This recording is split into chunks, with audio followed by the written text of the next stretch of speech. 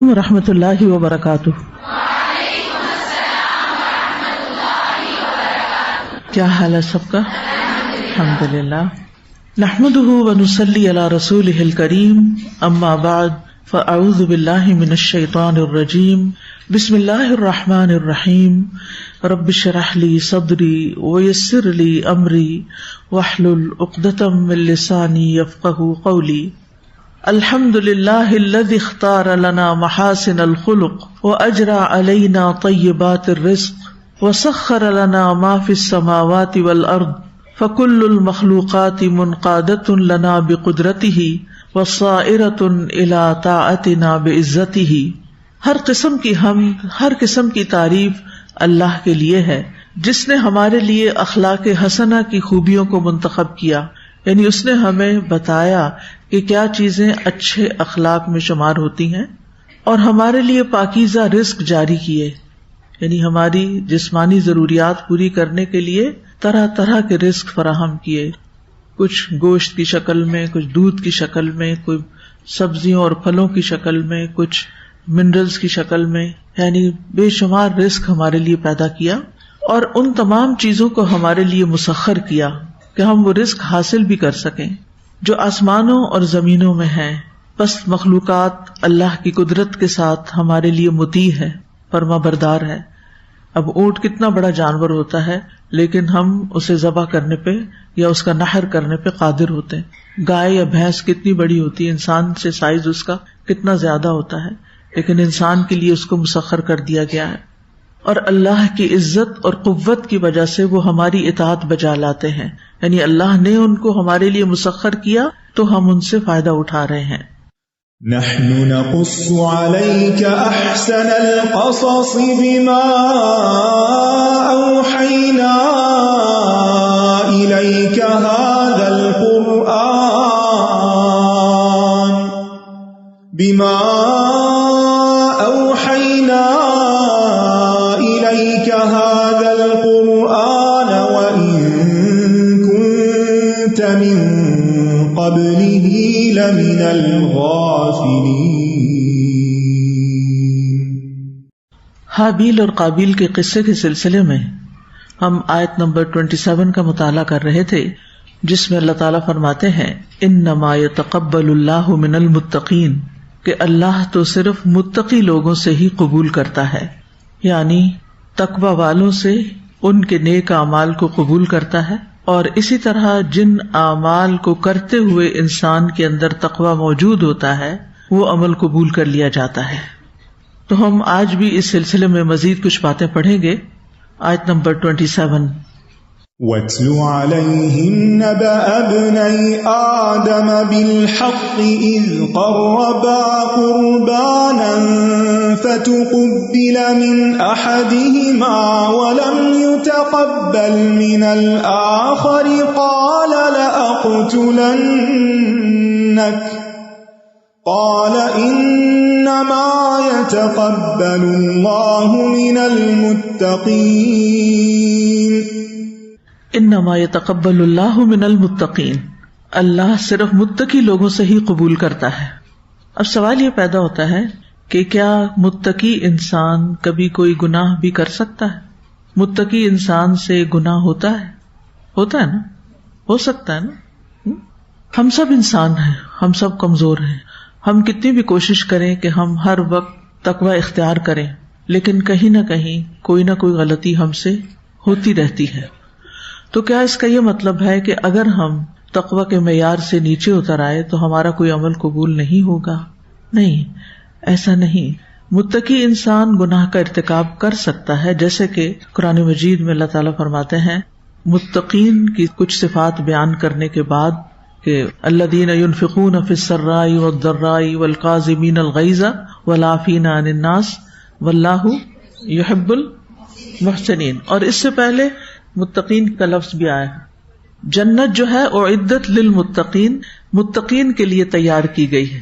متقین کون ہے؟ الذین ينفقون فی السراء والضراء، جو خوشحالی میں تنگی میں خرچ کرتے رہتے ہیں اور غصہ پی جاتے ہیں، یہ بھی تقویٰ کی علامت ہوتی ہے، صبر کر جانا، غصہ پی جانا، اور لوگوں سے درگزر کر جاتے ہیں، معاف کر دیتے ہیں ان کو، اور اللہ تعالیٰ ایسے محسنین سے محبت کرتا ہے۔ اب یہاں اس آیت میں ساری بات ہو رہی ہے متقین کی، ٹھیک ہے نا۔ اسی آیت کے فوراً بعد اللہ تعالیٰ فرماتے ہیں، سورۃ آل عمران کی 135 ہے، وَالَّذِينَ إِذَا فَعَلُوا فَاحِشَةً أَوْ ظَلَمُوا أَنفُسَهُمْ ذَكَرُوا اللَّهَ فَاسْتَغْفَرُوا لِذُنُوبِهِمْ وَمَن يَغْفِرُ الذُّنُوبَ إِلَّا اللَّهُ وَلَمْ يُصِرُّوا عَلَى مَا فَعَلُوا وَهُمْ يَعْلَمُونَ۔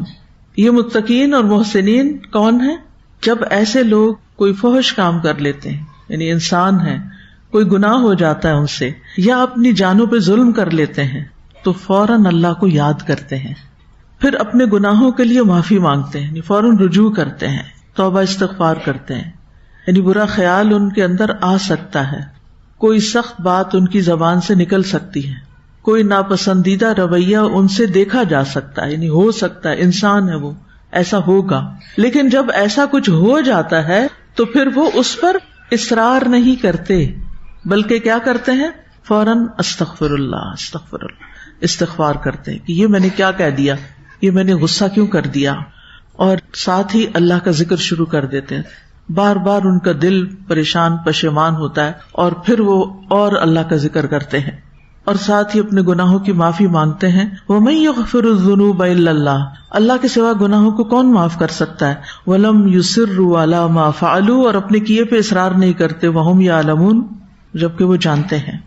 تو اس آیت میں والذین سے مراد متقی ہیں، کیونکہ پچھلی آیت میں یہ بات کی گئی ہے، وَسَارِعُوا إِلَى مَغْفِرَةٍ مِّن رَّبِّكُمْ وَجَنَّةٍ عَرْضُهَا السَّمَاوَاتُ وَالْأَرْضُ أُعِدَّتْ لِلْمُتَّقِينَ الَّذِينَ يُنْفِقُونَ فِي السَّرَّاءِ وَالضَّرَّاءِ وَالْكَاظِمِينَ الْغَيْظَ وَالْعَافِينَ عَنِ النَّاسِ وَاللَّهُ يُحِبُّ الْمُحْسِنِينَ۔ اور اس کے بعد اللہ تعالیٰ نے ان کی یہ مزید صفات بتائی جا رہی ہیں، تو اس سے یہ پتہ چلتا ہے کہ متقین سے بھی گناہ ہو جاتے ہیں، حتیٰ کہ وہ کبائر کا ارتکاب بھی کر سکتے ہیں انسان ہونے کے ناطے۔ آپ کو یاد ہے نا کہ ایک صحابی تھے جن پہ ایک سے زیادہ دفعہ حد لگی تھی۔ کیوں لگی تھی؟ شراب پیتے تھے، یس، لیکن وہ اللہ اور اس کے رسول صلی اللہ علیہ وسلم سے محبت بہت کرتے تھے، تو جب لوگوں نے ان کے اس فعل پر ان کو بہت برا بھلا کہنا چاہا تو آپ نے ان کو روک دیا کہ یہ کیا کرتے ہیں؟ اللہ اور اس کے رسول سے محبت کرتے ہیں۔ انسان تضادات کا مجموعہ ہے، بعض اوقات ایک طرف وہ کچھ نیکیاں قربانی کی حد تک کر رہا ہوتا ہے، اس کے دل میں اللہ اور اس کے رسول کی محبت کوٹ کوٹ کے بھری ہوئی ہوتی ہے، اور دوسری طرف وہ اتنا کمزور ہوتا ہے کہ بعض اوقات اس سے کوئی حرام فعل بھی سرزد ہو سکتا ہے۔ یہ ایک مثال ہے، یعنی کہ یہ مدینہ کے معاشرے میں عام مثالیں نہیں تھی، لیکن یہ مثال موجود ہے، اور یہ مثالیں ان میں بھی اللہ کی بڑی حکمت ہے نا، تاکہ اس طرح کے لوگ بھی اللہ کی رحمت سے مایوس نہ ہوں۔ متقی وہ ہوتا ہے نا جس کے دل میں اللہ کی محبت ہو، اللہ کا خوف ہو، وہ ہونے کے باوجود بھی کبھی کبھی انسان پھسل جاتا ہے۔ انسان کتنا بھی صحت مند ہو، کتنا بھی طاقتور ہو، یہ جو کھلاڑی ہوتے ہیں ان سے زیادہ اسٹرانگ کون ہوگا فزیکلی؟ سب سے زیادہ انجریز کس کو ہوتی ہیں؟ کھلاڑیوں کو ہی ہوتی ہیں، ٹھیک ہے نا۔ تو جو شخص ایکٹیولی کوئی کام کر رہا ہوتا ہے اس سے غلطی کا امکان بھی زیادہ ہوتا ہے۔ ایک شخص جو سب دنیا سے ناتا کاٹ کے کسی کونے میں بیٹھ جاتا ہے وہ محفوظ رہتا ہے، لیکن جسے لوگوں سے کام لینا ہے، خاص طور پر جو ایڈمنسٹریشن کے کام میں ہوتے ہیں، جس میں لوگوں کو ڈسپلن کرنا ہوتا ہے، بچوں کو پڑھانا ہے، وہ کام بار بار کے سمجھانے اور پیار کے باوجود نہیں کر پا رہے، اپنے بچے ہیں ان کو سمجھانے کے باوجود بعض اوقات بات نہیں مان رہے، کسی کو غصہ آ جاتا ہے نا اور وہ غصے کا اظہار بھی ہو جاتا ہے نا۔ ہم میں سے ہر شخص اس تجربے سے گزرتا ہے، ایسا ہو جاتا ہے۔ اچھا، ہونے کے بعد دو رویے ہوتے ہیں، ایک یہ کچھ لوگ ہوتے ہیں اس کو جسٹیفائی کرتے ہیں، ڈیفینسو موڈ میں آ جاتے ہیں، اور کچھ لوگ ریگریٹس کہ میں اس سچویشن کو بھی اچھی طرح ٹیکل کر لیتی تو بہتر تھا، مجھے یہ لفظ نہیں کہنا چاہیے تھا۔ وہ جو کبھی اچانک نکلا ہوا منہ سے لفظ ہوتا ہے نا جو دوسرے کو ہرٹ کر جاتا ہے، اس کے بعد متقی انسان اس سے زیادہ ہرٹ ہوتا ہے اپنے اندر کہ میں نے غلط کیا، وہ دوسرے سے بھی سوری کر لیتا ہے اور اللہ تعالیٰ سے بھی معافی مانگتا ہے۔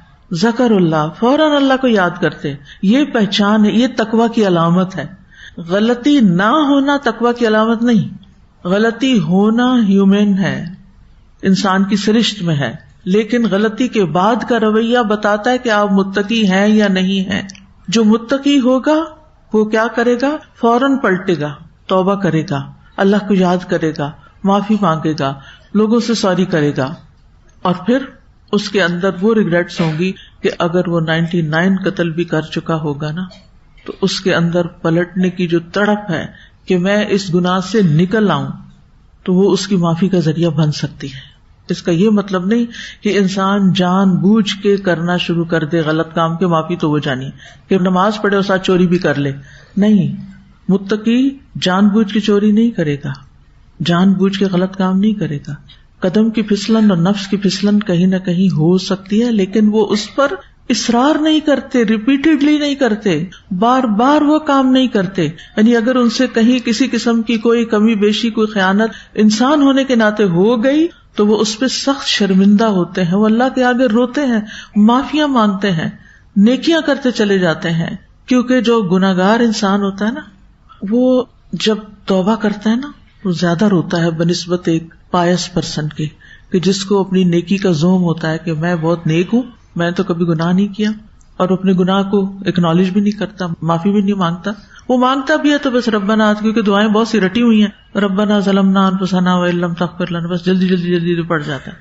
لیکن جس شخص کے دل میں یہ بات ہوتی ہے نا کہ میں کوتاہ ہوں، میرے اندر غلطیاں ہیں، میں ابھی اگلے درجے پہ نہیں جا سکا، ابھی تک تو میں رینگ رہا ہوں، میں نے چلنا نہیں سیکھا، مجھے تو ابھی دوڑنا ہے اللہ کے راستے میں، سیلف ٹاک اس کی ہوتی رہتی ہے. اور وہ ان لوگوں کو دیکھ کے ان بھی کرتا ہے جو اللہ کے راستے میں دوڑ رہے ہوتے ہیں، جو عبادت میں بھاگ رہے ہوتے ہیں، جو مسجد کی صف اول میں کھڑے ہوتے ہیں، جو وقت سے پہلے اپنے کام پہ پہنچ جاتے ہیں. تو دو طرح کے مسلمان ہوتے ہیں، ایک ٹریڈیشنل وے میں جو بچپن سے ہی نماز روزہ سارے ریچول پورے کر رہے ہوتے ہیں، دینی گھرانے میں پیدا ہوتے ہیں، دینی تربیت ان کی ہوتی ہے، اور ان کی زندگی میں جان بوجھ کے کی ہوئی غلطیاں کم سے کم ہوتی ہیں. وہاں ایک احساس ڈیولپ ہونا شروع ہو جاتا ہے کہ ہم دوسروں کے مقابلے میں اچھے ہیں، یہ سارا معاشرہ بگڑا ہوا ہے، ہم نیک ہیں، یہ وہ کہیں یا نہ بیک آف دا مائنڈ کہیں رہ جاتا ہے. لہٰذا وہ ہر ایک پہ تنقید شروع کر دیتے ہیں. کسی مجلس میں بیٹھے فلاں ایسا فلاں ایسا فلاں ایسا، جس سے اللہ بچائے. اور دوسرے وہ لوگ ہوتے ہیں کہ اس طرح انہیں ماحول نہیں ملا ہوتا، انہیں دینی تعلیم کا موقع نہیں ملا ہوتا، ان کو کوئی مربی نہیں ملا ہوتا، ان کو کوئی ایسی جگہ، کوئی ایسی چیز نہیں ملی ہوتی کہ جس کی وجہ سے وہ پہلے لوگوں کی طرح دین پر قائم ہوتے یا دین کا اظہار کرتے اپنے لباس سے یا اپنے رویے سے. لیکن ان کے اندر ایک شدید احساس ہوتا ہے اس بات کا کہ ہم کوتاہ ہیں، ہمارے اندر کمی ہے. وہ ایک خام زمین کی طرح ہوتا ہے نا کہ جس کے اوپر بارش کے چھینٹے بھی پڑتے ہیں تو اس سے کیا آنے لگتا ہے، زمین سے کیا اٹھتا ہے، خوشبو. ایک خوشبو اٹھتی ہے نا مٹی کے اوپر، جب چند قطرے پڑتے ہیں تو زمین کی اپنی ایک خوشبو ہوتی ہے. تو ایسی زمین جو زرخیز قسم کی ہوتی ہے اس کی خوشبو اور ہی اچھی ہوتی ہے. سیمنٹ کے صحن میں وہ خوشبو نہیں آپ کو ملے گی جو کچی زمین پہ ملے گی. وہ را ہوتے ہیں نا دین کے معاملے میں.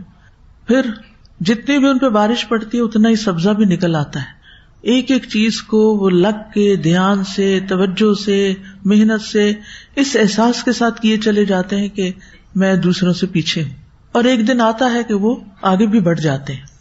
اور کچھ ایسے ہوتے ہیں جن کے اندر ایک نفرت ہوتی ہے دیندار طبقے سے، اور وہ ان سے دور دور رہتے ہیں، وہ آنا نہیں چاہتے اس طرف. ان کا معاملہ بالکل الگ ہے. تو اس لیے جو شخص اللہ سے ڈرتا رہتا ہے نا اس کو معافی مل جاتی ہے. اور تقویٰ نام ہی اللہ سے ڈرنے کا ہے. ٹھیک ہے نا. تو کل کی اور اس سے پہلے کی جو ہماری گفتگو تھی تقویٰ کے حوالے سے، اس سے ایک تاثر یہ ابھرنے لگ گیا تھا کہ شاید اگر کوئی شخص متقی ہے اور اس سے کوئی گناہ ہوتا ہے تو وہ متقی نہیں رہے گا اور پھر اس کا عمل بھی قبول نہیں ہوگا. نہیں، اگر متقی ہے یا تھا، کیونکہ تو اللہ کو پتا نا آپ میں سے کون کون متقین ہیں. کیا میں یا آپ میں سے کوئی کسی کے بارے میں بتا سکتا ہے؟ کوئی بھی نہیں بتا سکتا، کیونکہ تقویٰ کہاں ہے؟ دل میں. اور جو کچھ دل میں ہے وہ ہم سے چھپا ہوا ہے. ہم نہیں فیصلہ کر سکتے کہ کس کے اندر تقویٰ ہے اور کس کے اندر نفاق ہے، کیونکہ تقویٰ کا اپوزٹ نفاق ہے. ایسے ایمان کا کفر ہے نا، تو تقویٰ کا نفاق ہے. اور نفاق بھی دل میں ہوتا ہے کہ دل میں یا تو ایمان ہوتا ہی نہیں، یا یہ کہ دل میں کسی چیز کی پرواہ نہیں ہوتی، نہ گناہ کا احساس ہوتا ہے اور نہ ہی کسی ظلم اور زیادتی کا اور ہر چیز میں سستی اور چیزوں کو بس لائٹلی لینا، بڑے بڑے کبیرہ گناہوں کو معمولی سمجھنا، جھوٹ کو معمولی سمجھنا، خیانت کو معمولی سمجھنا، وعدہ خلافی کوئی میٹر ہی نہیں کرتی. تو یہ ساری علامتیں کس کی ہیں؟ نفاق کی. اور یہ کیوں ہوتی ہیں؟ جب انسان کانشیس نہیں ہوتا، تقویٰ نہیں ہوتا اس کے اندر، وہ کیئر نہیں کرتا. جو مومن اور متقی انسان ہوتا ہے نا، وہ کیئر کرتا ہے، لیکن اس کے باوجود اس سے غلطی ہوتی ہے، جان بوجھ کے نہیں، وہ بس ہو جاتی. آپ اگر اپنی آج کل روزے ہیں نا، تو آپ ماشاءاللہ سب اپنے گفتگو پر نظر رکھے ہوئے ہوں گے. ہے ایسا یا نہیں؟ کوئی نہیں؟ اگر نہیں تو رکھے. اور کل میں نے بات کی تھی کہ تقویٰ کے لیے ضروری ہے فضول اور زائد چیزوں کو چھوڑنا، ڈیجیٹل فاسٹنگ. تو امید ہے کہ آپ اپنے اس وقت کو جو ادھر ادھر کی باتیں پڑھنے دیکھنے میں گزرتا ہے، اس کو بھی فوکسڈ ہو کر اپنی رمضان کی عبادت میں گزاریں. تو رمضان کا مقصد بھی یہی ہے کہ آپ کے اندر تقویٰ پیدا ہو، آپ ان چیزوں سے بچیں جو اللہ کو پسند ہے. لیکن اس کے باوجود بھی آپ نے دیکھا ہوگا، کیونکہ میں خود اپنے آپ کو انالائز کر رہی ہوں، محاسبہ کرتی رہتی ہوں، کہ لوگوں کے پاس بیٹھ کے یا لوگوں کی بات سنتے ہوئے، چاہے وہ کوئی جانون ہو یا جیسے بھی ہو، کوئی نہ کوئی منہ سے ایسی بات نکل جاتی ہے جو غیر ضروری ہوتی ہے، اسے کرنے کی ضرورت نہیں ہوتی لیکن ہو جاتی. کچھ لوگ جب نماز پڑھ لیتے ہیں نا تراویح، تو بڑے فریش ہو جاتے ہیں، پھر اس کے بعد ان کا کیا دل چاہتا ہے؟ ہاں، باتیں. بالکل، یہ بھی بڑا کامن ہے. اچھا، وہ ان باتوں کے کرنے میں ہو سکتا ہے بڑی اچھی باتیں بھی ہوں، لیکن اگر آپ بہت دیر سے سوتے ہیں تو اس کا نقصان کیا ہوتا ہے؟ صبح سحری جو ہے اس وقت آپ فریش نہیں ہوتے، یا پھر کرتے ہی نہیں، یا پھر تھوڑی بہت کر لی، پھر فجر کی نماز کیسے گزرتی ہے؟ اچھی نہیں ہوتی نا. پھر آپ برکت کے وقت میں سو جاتے. اب یہ جو آپ نے ایکسٹرا کام کیا نا تراویح کے بعد، یعنی تھوڑا بہت تو کرنا ہی پڑتا نا، ضروری کام کرنے پڑتے ہیں، کچھ گھر کے کرنے پڑتے ہیں، کچھ اور اپنی ذمہ داریوں کے حوالے سے جو ہم پر اوور آل ہیں. لیکن اگر وہ ٹائم بہت ایکسیڈ کر جائے نا، تو اس کا اثر بہت آگے تک جاتا ہے. پھر تو متقی انسان جو ہوتا ہے نا، وہ اس پہ چیک رکھتا ہے، میں نے اس ٹائم سے آگے نہیں جانا. میں تجربے سے یہ جانتا ہوں کہ اس سے آگے حد کراس کرنے سے نقصان یہ ہوگا کہ میری اگلی عبادات پہ اثر پڑ جائے گا. تو پھر تقویٰ کیا ہے؟ بالکل گناہوں سے پاک ہو جانا؟ یا تقویٰ کیا ہے؟ گناہوں سے بچنے کی پوری کوشش، انسان ہونے کے ناطے گناہ ہو جانے پر توبہ استغفار، اور گناہ پر اصرار نہیں. ٹھیک ہے، گناہ پر اصرار نہیں، اللہ سے ڈرنا. ایک شخص جو اپنی زندگی سے مایوس ہو گیا، تو اس کی موت کا وقت آیا تو اسے وصیت کی کہ میں مر جاؤں تو میرے لیے لکڑیاں جمع کر کے مجھے آگ لگا دینا، اور جب آگ میرا گوشت کھا جائے تو میری ہڈیوں تک پہنچ جائے، اور میری ہڈیاں بھی جل کے کوئلہ ہو جائیں تو کوئلے پیس لینا، پھر کسی تیز ہوا والے دن اسے دریا میں بہا دینا. تو انہوں نے ایسا ہی کیا. پھر اللہ نے اس کے ذرات کو جمع کر کے پانی کے فرشتوں کو حکم دیا کہ ایک ایک ذرہ جمع کر کے لے آؤ. وہ لے آئے، اٹھا کھڑا کیا. اللہ تعالیٰ نے پوچھا تم نے ایسا کیوں کیا؟ تو اس نے کیا کہا؟ من خشیتک، تیرے ڈر سے. پھر کیا ہوا؟ معاف کر دیا گیا. تقویٰ ہے ہی اللہ کا ڈر. ٹھیک ہے، جو اللہ سے ڈرتے ہوئے نیکیاں کرتے ہیں ان کی نیکیاں قبول ہو جاتی ہیں، چاہے ان سے کچھ نہ کچھ چھوٹے بڑے کوئی نہ کوئی گناہ سرزد ہو جائیں. ٹھیک ہے. پھر تقویٰ میں یہ بھی بڑا اہم ہے کہ انسان اپنے اعمال کی قبولیت کے لیے فکر مند ہو. اس پر انبیاء بھی فکر مند رہے ہیں، اور ہم سب کو بھی فکر مند ہونا چاہیے. کوئی بھی نیکی چھوٹی ہو یا بڑی کر کے غرور میں نہیں آنا چاہیے کہ ہم نے بڑے تیر مار لیے، بلکہ قبولیت کی دعا کرتے رہنا چاہیے. سورۃ البقرہ 127 میں آتا ہے وَإِذْ يَرْفَعُ إِبْرَاهِيمُ الْقَوَاعِدَ مِنَ الْبَيْتِ وَإِسْمَاعِيلُ رَبَّنَا تَقَبَّلْ مِنَّا إِنَّكَ أَنْتَ السَّمِيعُ الْعَلِيمُ. اور جب ابراہیم اس گھر کی بنیادیں اٹھا رہے تھے، اور اسماعیل بھی، وہ کیا کہہ رہے تھے؟ ربنا تقبل منا انک انت السمیع العلیم. اے ہمارے رب ہم سے قبول فرما لے، بے شک تو ہی سب کچھ سننے والا، سب کچھ جاننے والا ہے. کیا بنا رہے تھے وہ؟ اللہ کا گھر، جس کی ایک جھلک دیکھنے کو ہم ترستے ہیں، جس کی زیارت کا ہم میں سے ہر ایک کو بے پناہ شوق ہے. صرف شوق نہیں، شدید شوق ہے. جس کو دیکھ کر ہمارے دل پسیج جاتے ہیں، جس کو دیکھ کے ہماری آنکھیں آنسو بہاتی ہیں. اس گھر سے ہمیں اتنی محبت ہے. وہ اس گھر کو بنا رہے تھے وہ اس کی تعمیر کر رہے تھے. کوئی معمولی کام تھا یہ؟ اس سے بڑا کوئی کام بتا دے مجھے زمین پر کہ کوئی بیت اللہ کی تعمیر کرے. ہزاروں کیا لاکھوں کیا کروڑوں لوگ اس کا طواف کرتے ہیں. اب تو بیت المعمور والا ہی حال ہو گیا. بیت المعمور میں جو فرشتہ ایک دفعہ طواف کرتا ہے دوبارہ نہیں جا سکتا. اب آپ نے ایک عمرہ کر لیا, عمرے کے لیے آپ کو رجسٹر کرنا پڑتا ہے. ایک عمرہ آپ نے کر لیا, آپ کی ایپ دیکھیں گے, پھر آپ کو اندر جانے دیں گے. پہلے مرد حضرات کیا کرتے تھے, احرام پہن کے اندر چلے جاتے تھے, یہ شو کر دیتے ہم عمرہ کرنے آ رہے ہیں, اور طواف کر کے آ جاتے تھے, جو کہ چیٹنگ بھی تھی کائنڈ آف. تو اب کیا ہے, اب آپ دکھا کے جائیں کہ واقعی آپ کا عمرہ بکڈ ہے.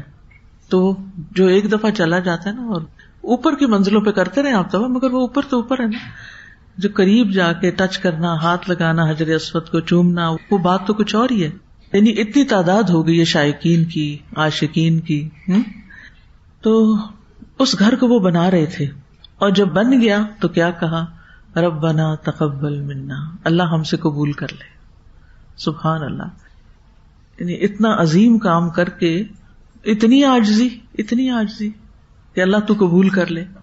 یہی تقویٰ ہے, یہی اللہ کی محبت ہے, یہی اللہ کا ڈر ہے. رسول اللہ صلی اللہ علیہ وسلم جب روزہ افطار کرتے تھے تو کیا دعا پڑھتے تھے, ذرا پڑھے سب.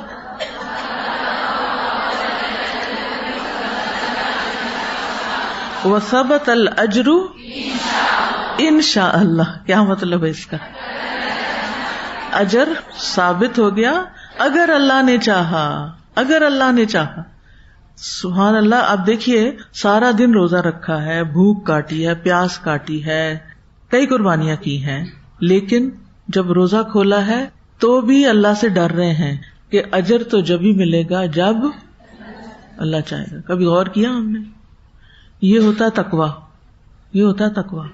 اور یہی تقویٰ ہمیں پیدا کرنا ہے اس رمضان میں روزوں کے ذریعے. پھر مومن نیک عمل کرنے کے بعد ہمیشہ عدم قبولیت سے ڈرتا ہے. والذین یؤتون ما آتوا وقلوبهم وجلۃ انہم الی ربہم راجعون. سورۃ المؤمنون 60. اور جو دیتے ہیں, جو کچھ دیتے ہیں یعنی اللہ کے راستے میں, اور ان کے دل اس سے ڈرتے ہیں کہ وہ اپنے رب کی طرف لوٹنے والے ہیں. یعنی اپنا سارا مال بھی خرچ کر کے, غزوہ تبوک تھی نا, تو حضرت ابوبکر نے کیا کیا تھا, سبھی کچھ لے آئے تھے. حضرت عمر آدھا سامان لے آئے تھے. حضرت عثمان اتنا کچھ لائے تھے کہ ان کو جنت کی بشارت دی گئی اور کہا آج کے بعد عثمان جو کچھ بھی کرے اس پہ کوئی مواخذہ نہیں. یعنی ایک طرح سے ان کو کھلی چھٹی مل گئی کہ اب جو بھی کرے. لیکن کیا انہوں نے ایسا ہی کیا؟ نہیں کیا. حتیٰ کہ آگے آپ جو آیت آ رہی اس میں دیکھیں گے کہ جب باغیوں نے ان کے گھر پہ حملہ کیا تو انہوں نے مدافعت نہیں کی. وہ حکم دیتے تو فوجیں ان سب کا کلا کما کرتی ہیں, اور کتنا قتل و غارت ہوتا ان کے دفاع کی خاطر. انہوں نے اپنی جان دینی پسند کر لی, لیکن باغیوں کو نہیں مروایا. تو ایسا بھی ہوتا ہے. یہ اللہ سے ڈرنے والے لوگ تھے, اور یہی تقویٰ ہوتا ہے. تو ہم میں سے ہر ایک کو اللہ کی خاطر کچھ بھی دیتے ہوئے یہ سوچنا چاہیے کہ اللہ تعالیٰ اس کو قبول کر لے. یہ نہیں سوچنا چاہیے کہ ہم تو بہت کچھ کر گئے. وہب ہمدانی سے مروی ہے کہ نبی صلی اللہ علیہ وسلم کی زوجہ حضرت عائشہ فرماتی ہیں کہ میں نے رسول اللہ صلی اللہ علیہ وسلم سے اس آیت کے متعلق پوچھا, والذین یؤتون ما آتوا وقلوبهم وجلہ, اور جو دیتے ہیں, جو کچھ دیتے ہیں اور ان کے دل اس سے ڈرتے ہیں, یعنی اللہ سے ڈرتے ہیں. حضرت عائشہ نے عرض کیا, کیا یہ وہ لوگ ہیں جو شراب پیتے ہیں, چوری کرتے ہیں, تو اس لیے ڈرتے ہیں؟ آپ نے فرمایا, اے صدیق کی بیٹی, نہیں, بلکہ اس سے مراد وہ لوگ ہیں, سن لیجئے, اس سے مراد وہ لوگ ہیں جو روزے رکھتے ہیں, نماز پڑھتے ہیں, صدقہ دیتے ہیں, لیکن اس بات سے ڈرتے ہیں کہ کہیں ایسا نہ ہو کہ ان سے قبول نہ کیا جائے. یہ سارے نیک کام کرتے ہیں لیکن ڈرتے ہیں کہ ان سے کہیں قبول نہ ہو. یہی لوگ ہیں جو نیکیوں میں جلدی کرتے ہیں. اولئک یسارعون فی الخیرات وہم لہا سابقون. یہی لوگ نیکیوں میں جلدی کرتے ہیں اور یہ سبقت لے جانے والے ہیں, یہ پورے پڑ جائیں گے, یہ آگے نکل جائیں گے.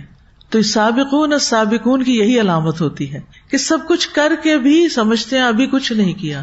حق تو یہ کہ حق ادا نہ ہوا, کوئی غرور نہیں, کوئی سیلف پارٹی کا خیال نہیں کہ ہم بڑے نیک لوگ ہیں, ہم بڑے متقی پرہیزگار ہیں. تو مومن اچھے عمل اور خشیت کو جمع کرتا ہے. عمل پلس خشیت، خالی عمل نہیں، صرف عمل نہیں. حسن رضی اللہ عنہ کہتے ہیں اللہ کی قسم صحابہ نے نیکی کے کاموں پر عمل کیا اور انہوں نے جد و جہد کی، واجتہدوا فیہا، بڑی محنت کی، اور وہ ڈرتے تھے کہ کہیں یہ اعمال رد نہ کر دیے جائیں. مومن اچھے عمل اور خشیت کو جمع کر لیتا ہے، یعنی عمل بھی کرتا ہے اور ڈرتا بھی ہے.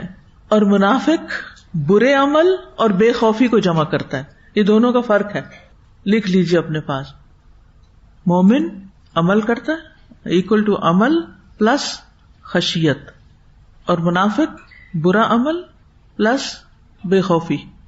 گناہوں پہ گناہ کرتے چلے جا رہے ہیں اور دل میں ذرا بھی ڈر نہیں، کیونکہ آخرت پر ایمان جو نہیں. جب آخرت پر ایمان نہیں ہوتا تو پھر انسان کس بات سے ڈرے؟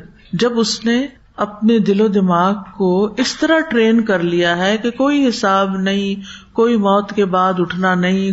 ان ہی الا حیاتنا الدنیا نموت و نحیا وما نحن بمبعوثین. کسی نے نہیں اٹھانا، کچھ نہیں ہونا، جو دل کرو اس زندگی میں. پھر ایسے لوگوں کو نہ گناہوں سے ڈر لگتا، نہ ہی وہ توبہ کرتے ہیں. تو جس بندے کے اندر اللہ کا جتنا تقویٰ ہوتا ہے وہ اتنا ہی زیادہ اپنے اعمال کے بارے میں ڈرتا ہے. یعنی جتنا جتنا بندہ اللہ کا تقویٰ اختیار کرتا جاتا ہے اس کی خشیت اور خوف بڑھتا جاتا ہے کہ کہیں اس کا عمل مردود نہ ہو جائے. سورۃ المؤمنون میں آتا ہے ان الذین هم من خشیۃ ربہم مشفقون والذین هم بآیات ربہم یؤمنون والذین هم بربہم لا یشرکون والذین یؤتون ما آتوا وقلوبہم وجلۃ انہم الی ربہم راجعون اولئک یسارعون فی الخیرات وہم لہا سابقون. بے شک وہ لوگ جو اپنے رب کے خوف سے ڈرنے والے ہیں، اور وہ جو اپنے رب کی آیات پر ایمان رکھتے ہیں، اور وہ جو اپنے رب کے ساتھ کسی کو شریک نہیں کرتے، اور یہ کہ انہوں نے جو کچھ دیا اس حال میں دیتے ہیں کہ وہ دل میں ڈرنے والے ہوتے ہیں کہ یقیناً وہ اپنے رب ہی کی طرف لوٹنے والے ہیں. یہ لوگ ہیں جو نیک کاموں میں جلدی کرتے ہیں اور یہی ان کی طرف آگے نکلنے والے ہیں. اور اس میں آپ دیکھیے کہ سارے اعمال کے علاوہ خاص طور پر کس چیز کی بات کی گئی ہے؟ دینے کی، صدقے کی، اللہ کے راستے میں قربانی کرنے کی.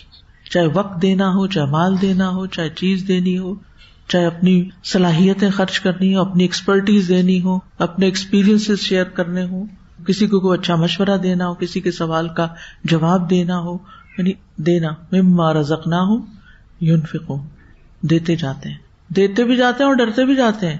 دے کے ڈینگے نہیں مارتے، شو آف نہیں کرتے، احسان نہیں جتاتے، ریاکاری نہیں کرتے، بلکہ ڈرتے ہیں کہ قبول ہو جائے، کسی کو پتہ نہ چلے اور قبول ہو جائے، اللہ کے ہاں قبول ہو جائے. سلف صالحین اس آیت کی وجہ سے خوف زدہ رہتے تھے. حافظ ابن رجب کہتے ہیں کہ اس آیت کی وجہ سے سلف صالحین اپنے بارے میں زیادہ خوف میں مبتلا ہو جاتے تھے، تو وہ اس بات کا خوف رکھتے تھے کہ کیا وہ ان متقین میں سے نہیں ہے جن کا عمل قبول کیا جا رہا ہے، کہ کیا ہم باقی ان لوگوں میں سے ہیں. یعنی اب آپ نے دیکھ لیا نا، ایک طرف وہ ہے کہ اللہ سبحانہ وتعالیٰ خشیت کی وجہ سے عمل قبول کرتا ہے، دوسری طرف خشیت رکھنے والے یہ ڈرتے ہیں کہ کیا قبول ہو رہا ہے یا نہیں ہو رہا. عامر بن عبداللہ کہتے ہیں قرآن کا ایک حرف ایسا ہے جو مجھے مل جائے تو یہ مجھے تمام دنیا سے زیادہ محبوب ہے. ان سے پوچھا گیا اے ابو عمر وہ کون سا ہے؟ انہوں نے کہا کہ اللہ مجھے متقیوں میں سے بنا دے، کیونکہ اللہ کا فرمان ہے انما یتقبل اللہ من المتقین. حرف سے مراد یعنی بات ہے یہاں. ابو درداء رضی اللہ عنہ کہتے ہیں اگر مجھے یقین ہو جائے کہ اللہ نے میری ایک نماز قبول کر لی ہے تو یہ مجھے دنیا اور جو کچھ دنیا میں ہے ان سب سے زیادہ عزیز ہے، کیونکہ اللہ کا فرمان ہے انما یتقبل اللہ من المتقین. تو ہمیں کثرت اعمال سے زیادہ قبولیت اعمال کی فکر کرنی چاہیے. اس کا مطلب نہیں کہ زیادہ کام نہیں کرنے چاہیے، لیکن جو بھی کرے کوالٹی کا ہو. کوانٹٹی سے زیادہ کیا میٹر کرتا ہے؟ کوالٹی. ابن عون کہتے ہیں کثرت عمل پر اعتماد نہ کریں، کیونکہ آپ نہیں جانتے کہ آپ کا یہ عمل قبول کیا جائے گا یا نہیں. اور اپنے گناہوں سے بے خوف نہ ہو، کیونکہ آپ کو نہیں معلوم کہ یہ گناہ مٹا دیے گئے ہیں یا نہیں. اپنے گناہوں سے بے خوف نہ ہو. دیکھیں ہم سب کی زندگیاں دین میں آنے سے پہلے ایسی گزری ہیں نا کہ ہم سے اپنے والدین کے حق میں، اپنے دوستوں کے حق میں اور معاشرے کے تقاضوں کے تحت کئی غلطیاں ہوئی ہیں. اور جب ہم قرآن پڑھتے ہیں تو ہمیں نظر آتا ہے کہ I was wrong، میری غلطی ہے، یہ میں نے ٹھیک نہیں کیا ہوا. کچھ ایسی چیزیں کبھی یاد آئیں قرآن پڑھتے ہوئے؟ کبھی اپنا پاسٹ یاد آیا؟ کس کس کو یاد آتا ہے؟ ہم سب کو آتا ہے الحمدللہ، اور ہم سب کو آنا بھی چاہیے کہ پاسٹ میں ہم کیا کچھ کرتے رہے. پھر اس پہ کیا کرتے ہیں آپ؟ استغفار صرف، یا روتے بھی ہیں؟ رونا آتا ہے؟ سب کو آتا ہے. نہیں آیا تو روئیں، اپنے آپ کو رلانے کی کوشش کریں، یعنی اپنے آپ کو احساس دلائیں حتیٰ کہ آپ کی آنکھیں بہہ نکلیں، شدید ندامت ہو کہ اللہ میں نے اپنی جان پہ ظلم کیا. اچھا ندامت بھی کر لی، توبہ بھی کر لی، پھر کچھ دن گزرے، پھر کیا ہوا؟ پھر خیال آ گیا، پھر کسی کو کرتے ہوئے دیکھا تو اپنا پاسٹ یاد آ گیا، پھر ندامت. لیکن اس کا یہ مطلب نہیں کہ انسان اس کی وجہ سے مایوس ہو. مایوسی کی طرف قطعاً نہیں جانا. اللہ تعالیٰ غفور الرحیم ہے، لیکن وہ کیا چاہتا ہے کہ ہمارے اندر بھی کوئی طلب ہو نا، کوئی ریگریٹ ہو. سلف صالحین نصیحت کیا کرتے تھے کہ عمل کو خوب محکم اور احسن طریقے سے ادا کیا جائے. یہ نہ ہو کہ عمل کی بربار ہو. 40 رکعتیں پڑھی رات میں، 100 نفل پڑھے. کئی لوگ کرتے ہیں لیلۃ القدر ہے 100 نفل پڑھ لو آج. وہی چند گھنٹوں میں، 4-5 گھنٹوں میں آپ 100 نفل کیسے پڑھ لیتے ہیں؟ لیکن وہ کیسے نفل ہوتے ہیں پھر؟ ایک رات میں شبینہ کرتے ہیں آپ کے آس پاس کبھی کسی کو سنا؟ ہمارے گاؤں میں ہوتا تھا، وہ مجھے یاد پڑتا ہے.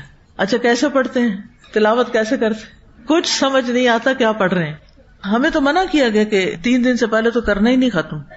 وہ اسی وجہ سے نا پھر کیا گھٹ جاتا ہے، کوالٹی گھٹ جاتی ہے.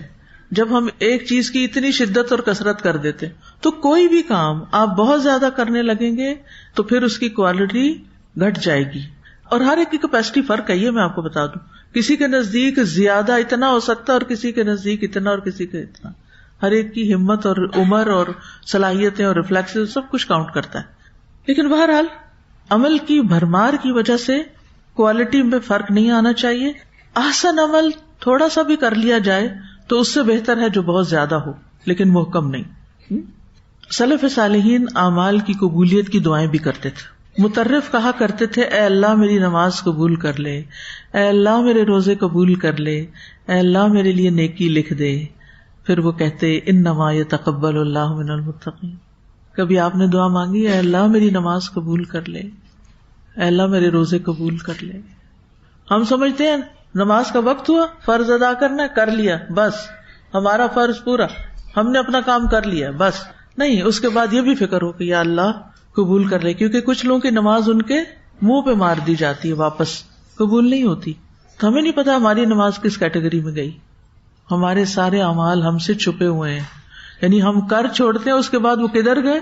اللہ تعالیٰ ان کو سجین میں ڈالنے والا یا علیین میں، یہ ہمیں نہیں پتا.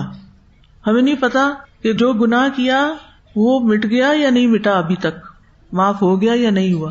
اس لیے نیکیاں کرتے جائیں اور گناہ چھوڑتے جائیں، معافیاں مانگتے جائیں. نبی صلی اللہ علیہ وسلم فجر کی نماز سے سلام پھیر کے ایک دعا کیا کرتے تھے. وہ کیا ہوتی تھی؟ آپ کو سکھائی تھی. اللہم انی اسألک علما نافعا وعملا متقبلا ورزقا طیبا. دوسری طرف بھی آتی ہے اللہم انی اسألک علما نافعا ورزقا طیبا وعملا متقبلا. بات ایک ہی ہے. اے اللہ میں آپ سے علم نافع، پاکیزہ روزی اور مقبول عمل کا سوال کرتا ہوں. یعنی میں نے علم تو حاصل کر لیا، اللہ آپ نے مجھے علم دے دیا، میں آپ سے سوال کرتا ہوں اور بھی دے جو مجھے فائدہ دے، اور پھر اس کے بعد جو میں عمل کروں اس علم پر وہ عمل قبول بھی ہو جائے، اور مجھے رزق طیب عطا کر، یعنی حلال پاک روزی. کیونکہ بعض اوقات انسان روزی کمانے کے لیے اپنے بہت سے اعمال سے غافل ہو جاتا ہے یا کر نہیں پاتا. آپ کو معلوم ہے یہ کنسٹرکشن ورکرز کی دہاڑی کتنی ہوتی ہے؟ کل ہی میں کسی سے پوچھ رہی تھی کہ یہ ایک دن میں کتنا کما لیتے ہیں. 500 300. یقین مانے روح کانپ گئی میری. ایک مرد جو شام کو گھر 500 روپے لے کے جائے اور اس کے 5 بچے بھی ہوں، وہ کیا کھائے گا؟ کیا کھائے گا؟ کیا کرے گا؟ اس لیے میں آپ سب کو کہتی ہوں کہ ہر طرف آج کل الحمدللہ بہت کنسٹرکشن کے کام ادھر ادھر ہو رہے ہیں، کوئی گھر بن رہے ہیں، نئی سوسائٹیاں بن رہی ہیں، بڑے بڑے بورڈ لگے ہوئے ہیں.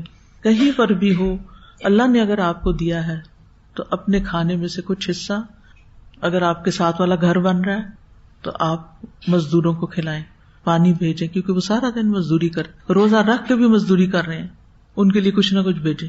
معلوم کریں دائیں بائیں آگے پیچھے. یہ نیبرز ہیں ہمارے.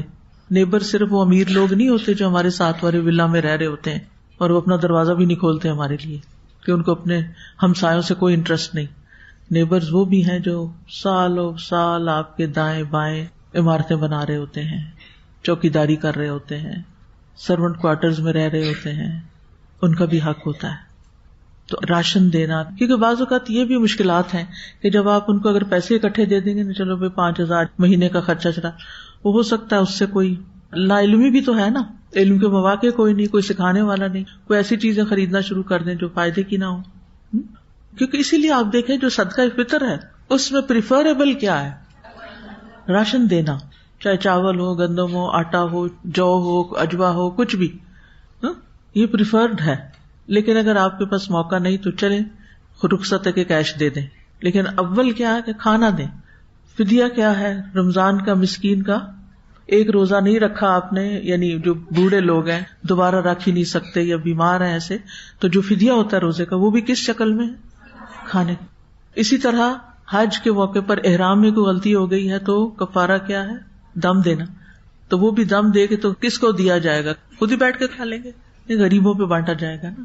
تو ہمارے دین میں آپ اگر غور کریں تو بہت سے ایسے رستے نکالے گئے ہیں کہ جس سے غریبوں کو کھانا ملتا رہے، کیونکہ کھانا بیسک نیسیسٹی ہے، نیڈ ہے لوگوں کی. اور ہم آسانی کے ساتھ الحمدللہ قربانی اپنے حصے میں سے کچھ بچا کے، یعنی مثلاً آپ نے افطاری بنا لی، پکوڑوں کی ڈش بھر لی اور کھانے والے 2 بندے ہیں، تو آپ کیا کریں گے؟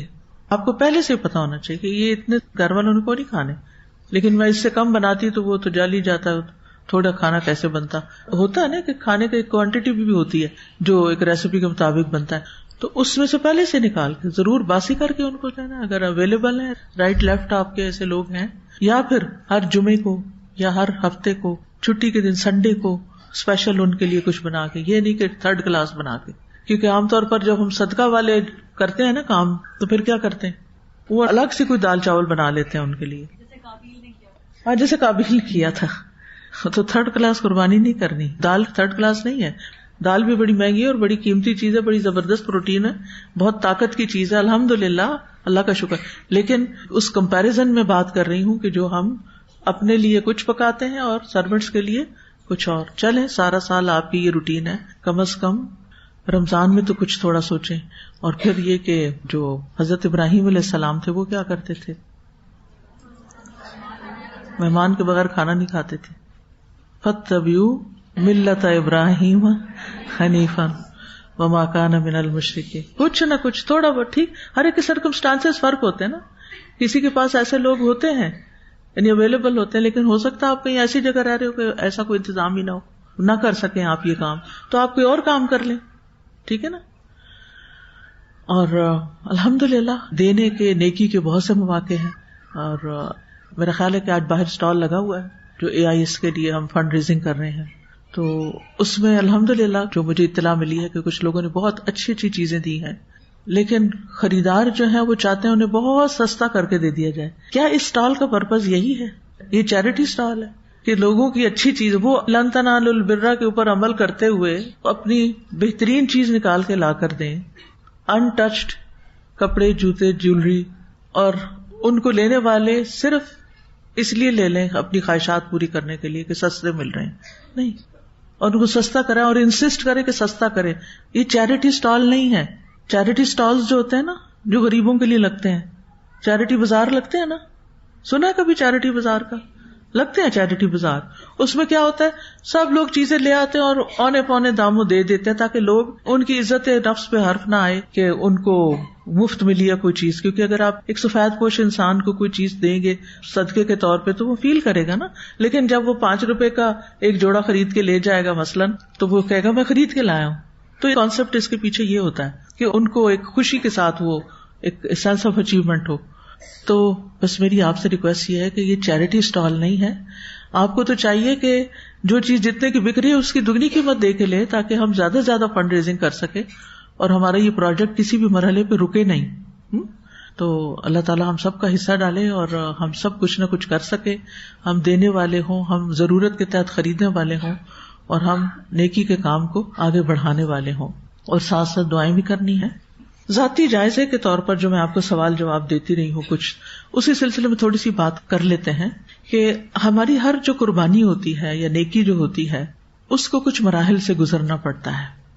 تو اس میں سب سے پہلے تو نیت آتی ہے نا، کہ کوئی بھی قربانی میں نے کی، مثلاً آپ نے آج اگر سٹال پر ہی کوئی چیز قربان کر کے رکھی ہے، اذ قربا قربانا، تو فتقبل من احدہما، تو کیا سوچ کے کیا، کہاں تک سوچ گئی؟ دل چاہتا ہے آپ کے ریفلیکشنز لینے کو کہ آپ نے اگر کچھ کیا ہو اور آپ بول کے بتائیں، لیکن میں یہ بھی نہیں چاہتی کہ آپ کی نیکی ضائع ہو، وہ آپ خود گہرائی میں جائیں اور سوچیں کہ میں نے کیا سوچ کے اپنی یہ چیز نکال دی، یہ سوچ کے کہ اب بس ایکسٹرا اس لیے، یا یہ سوچ کے کہ میں ایک اچھی کوالٹی ایجوکیشن جو سب کے لیے ہو، غریبوں کے بچوں کے لیے بھی اور امیروں کے لیے بھی، اور دین کی تعلیم بھی ہر بچے کو ملے، تو آئندہ جنریشن جو میرے بعد اس دنیا میں ہوگی، میرے مرنے کے بعد اس کا جو کام ہے وہ میرے حصے میں آئے۔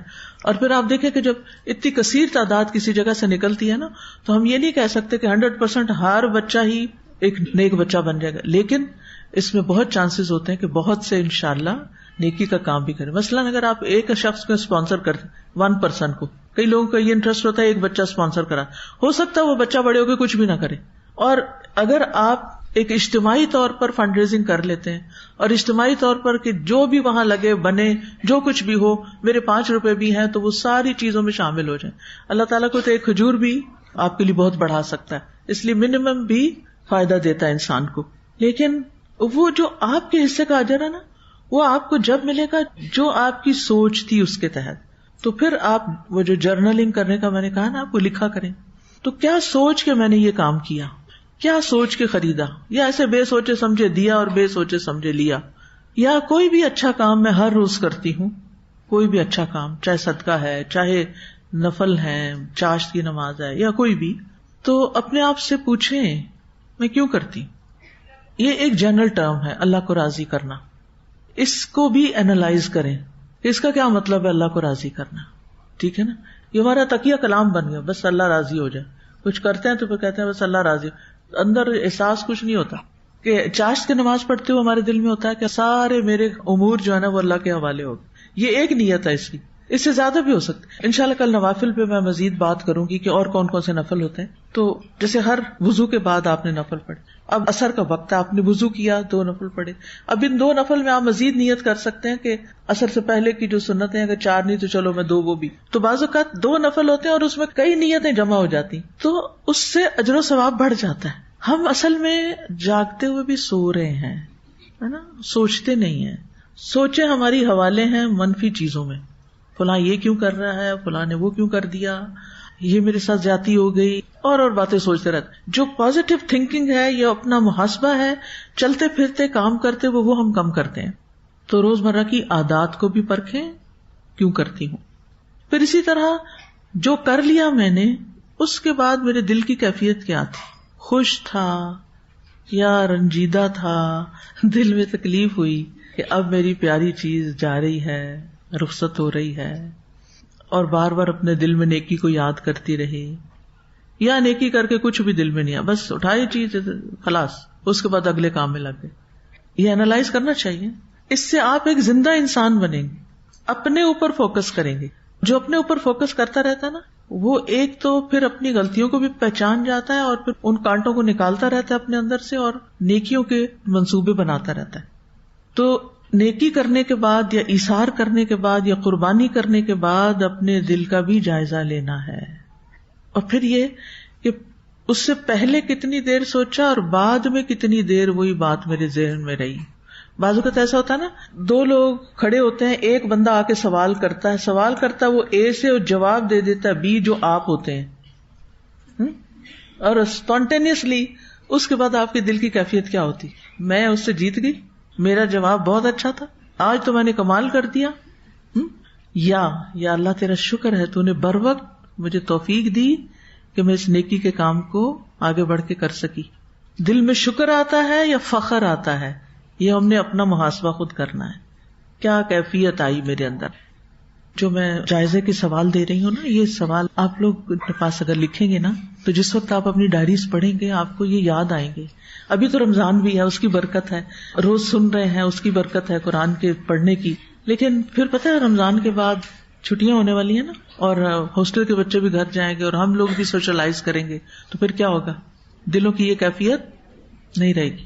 پھر آپ کو کیا کرنا ہے؟ اپنا جرنل کھولنا ہے، اپنی ڈائری کھولنی ہے. یہ جو میں سارا دن کرتی رہی ہوں، یہ کیا کیا میں نے، میری کیفیت کیا تھی، اللہ سے کتنی باتیں کی، ذکر کتنا کیا، اللہ کی طرف کتنا رجوع کیا. پھر کچھ اور سوال بھی ہیں کہ یہ چھوٹی چھوٹی نیکیاں کیا میری اوور آل شخصیت میں تبدیلی لا رہی ہیں؟ یعنی میں ایک نیا انسان بن رہی ہوں. ہر نیا دن ہمیں دعوت دیتا ہے کہ نئے انسان بن جاؤ، ماضی کے ریگریٹس میں نہیں چھپے رہو. تو پھر کیا جو نیکیاں میں رمضان میں کر رہی ہوں اس سے میرے مزاج میں، میرے دل میں، میری نیت میں، میرے ارادوں میں، میرے عمل میں کوئی تبدیلی آ رہی ہے؟ پھر یہ کہ جس کام کو میں نیکی اور ایثار سمجھتی ہوں اس کو کرنے کے بعد مزید کسی نیکی کی پلاننگ کرتی ہوں. کیونکہ بعض اوقات ہم ایک نیکی ایک وقت میں کرتے ہیں، ہم سوچتے ہیں کہ ہم نے قربانی کر دی اینڈ دیٹس اٹ. نہیں، قبولیت کی علامت کیا ہے؟ ایک کے بعد ایک کی توفیق مل جانا. نیکی کی قبولیت کی علامات میں سے کیا ہے؟ ایک نیکی کے بعد اگلی کی توفیق، یعنی اگلی نیکی کو الہام ہو رہی ہے دل میں، اس کی کوئی پلاننگ میں کر رہی ہوں. مثلاً آپ یہ پلاننگ کر سکتے ہیں کہ عید کی چھٹیاں میں نے اچھے سے اچھے کیسے گزارنی، ان میں نے کون کون سے کام کرنے ہیں کہ جس سے میرا وہ وقت ضائع نہ ہو، ایک دم ڈکلائن نہ ہو. ابھی تم اوپر کی طرف جا رہے ہیں اور آخری عشرے میں تو پیک پہ چلا جاتا ہے انسان، اور پھر عید اور عید کے بعد نیچے چلا جاتا ہے. وہ نہیں جانے دینا. اس کی کیا پلاننگ ہے، اس کے بارے میں غور و فکر کرنا شروع کیجیے. ان دنوں کو میں نے کیسے گزارنا ہے. پھر یہ کہ بعض نیکیاں ہم دوسروں کے ساتھ احسان کی شکل میں کرتے ہیں یا قربانی کرتے ہیں، ٹھیک ہے نا. اس قربانی کے کرنے کے بعد لوگوں کے رویے میں کیا تبدیلی آئی ہے؟ کیا ان کے اندر میرے بارے میں کوئی مثبت رویہ آیا یا نہیں آیا؟ اگر آیا تو میں نے کیا کیا، اور اگر نہیں آیا تو میں کیا سوچ رہی. یعنی آپ نیکی کرتے ہیں، کسی کے ساتھ احسان کرتے ہیں، پھر آپ کا کیا دل چاہتا ہے؟ حل جزاء الاحسان الا الاحسان، کہ مجھے بھی واپس کچھ نہ کچھ تو ملے نا، کوئی شکریہ ہی مل جائے، اسمائل ہی مل جائے، دعا ہی مل جائے. یہ ہے نا، یہ بھی جزا میں سے ہے. آپ کو پتا ہے شکریہ بھی جزا ہوتی ہے نیکی کی، اسمائل بھی، دعا بھی، سب. لا نرید منکم جزاء ولا شکورا، وہ ان میں سے کچھ بھی ایکسپیکٹ نہیں کرتے. لا نرید منکم جزاء ولا شکورا. مثلاً آپ نے رمضان بھر اپنے سرونٹس کے ساتھ بہت اچھا کیا، کیا ان میں کوئی تبدیلی آئی یا وہ ویسے ہی رویے میں ہے؟ تو اگر کسی نیکی یا قربانی کا کوئی ریزلٹ ہی نہیں نکل رہا، کسی کو میرا احساس ہی نہیں کہ میں نے کتنی نیند قربان کر کے ان کے لیے سحری بنائی ہے اور اچھے سے اچھا کھلایا ان کو، تو اب مجھے آئندہ کے لیے کیا سوچنا ہے؟ یعنی کیا آپ سمجھتے ہیں کہ لوگ صرف آپ کو یوز کر رہے ہیں؟ یہ احساس بہت جلدی آتا ہے، لوگ مجھے یوز کرتے ہیں. آتا ہے بہت سے لوگ یہ کہہ کے نیکی چھوڑ دیتے ہیں، لوگ مجھے یوز کر رہے ہیں. چلیں، اگر یوز ہی کر رہے ہیں تو پھر آپ نے کیا پلاننگ کی ہے کہ کیا آپ نے نیکی وہ کنٹینیو کرنی ہے یا نہیں کرنی؟ انکار کرنا تو کیوں کرنا ہے، اور اگر کنٹینیو کرنا تو کیوں کرنا ہے؟ ٹھیک ہے، تاکہ آپ جو کر رہے ہیں اس کو کیا کریں؟ لیحیا من حی عن بینہ، جسے زندہ رہنا ہے وہ دلیل کے ساتھ زندہ رہے، ٹھیک ہے، اور جسے ہلاک ہونا ہے وہ دلیل کے ساتھ ہلاک ہو. باشعور مسلمان بنے، جاگتے ہوئے مسلمان، ہوش میں رہتے ہوئے. اللہ تعالی ہمیں توفیق عطا فرمائے. وآخر دعوانا ان الحمد للہ رب العالمین. سبحانک اللہم وبحمدک، اشہد ان لا الہ الا انت، استغفرک واتوب الیک. السلام علیکم ورحمۃ اللہ وبرکاتہ. فاقصص القصص لعلهم يتفكرون